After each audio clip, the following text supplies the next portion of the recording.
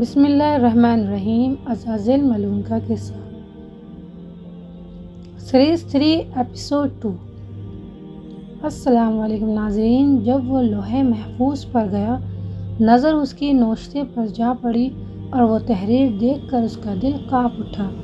آج کے ایپیسوڈ 2 لعنت کا فیصلہ اور وحشت میں عزازیل کا مقام میں ہم جانیں گے کہ آخر اس نوشتے میں لکھا کیا تھا۔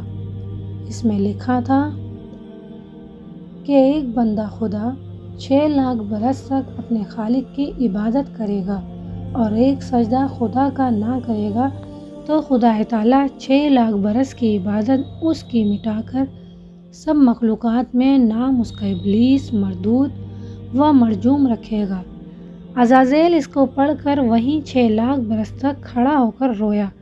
جناب باری سے آواز آئی کہ اے عزازیل، جو بندہ میری اطاعت نہ کرے اور حکم بجا نہ لائے، سزا اس کی کیا ہے؟ عزازیل نے کہا، خداوندہ، جو شخص حکم اپنے خداوند کا نہ مانے، سزا اس کی لعنت ہے۔ فرمایا، اے عزازیل، تو اس کو لکھ کر رکھ۔ اور عبداللہ بن عباس نے روایت کی ہے کہ عزازیل کے مردود ہونے سے 12,000 برس پہلے یہ امر واقع ہوا تھا۔ حاصل یہ ہے کہ عزازیل نے کہا، لعنت اللہ علی من معصی اللہ۔ ترجمہ، لعنت اللہ کی اس پر ہے جو اطاعت نہ کرے اللہ کی۔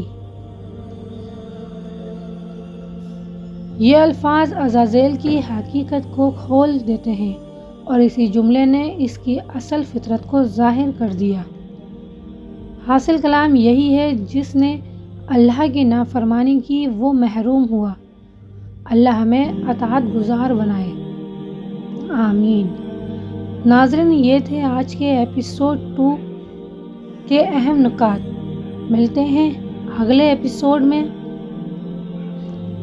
تب تک کے لیے اگر آپ کو یہ ایپیسوڈ پسند آیا ہو تو لائک، شیئر اور سبسکرائب ضرور کریں۔